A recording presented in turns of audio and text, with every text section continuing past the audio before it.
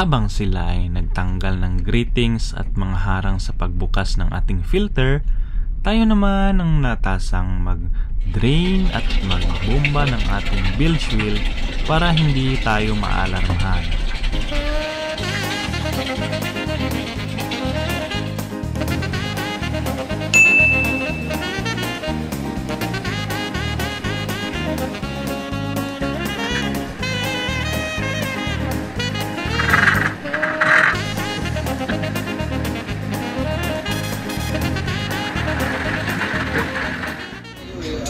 Tapos ng drain ay simulan na nga ng ating magkasama ang pagbukas ng filter.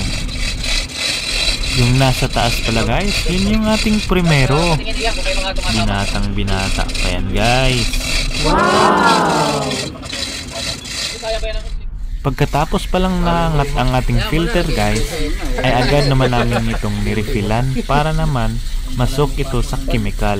Pag 50% na, silalagay na natin. Ito na lang nga yung kasiyahan ko eh. Ito na lang nga yung kasiyahan ko eh.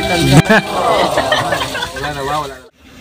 After ng pag-refill ng tubig, ay nilagyan na rin namin ng chemical para isoak siya ng 4 na oras.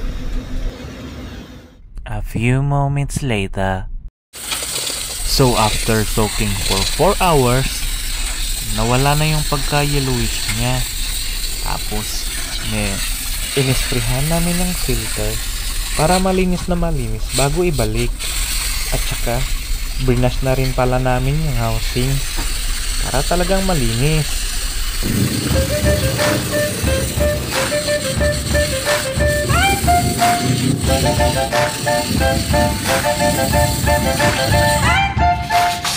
You're a boy, make a big noise playing in the street. Gonna be a big man someday. You got mud on your face, you big disgrace. Kicking your can all over the place, singing we will rock you. We will rock you. We will rock you.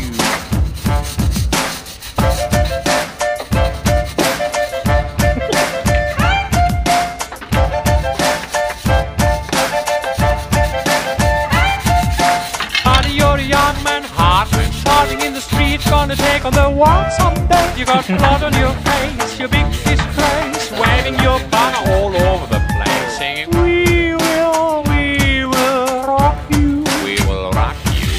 We will rock you. We will rock you. Pagkatapos ng cleaning ng filter at housing, ay binalik na namin ang takip ng filter.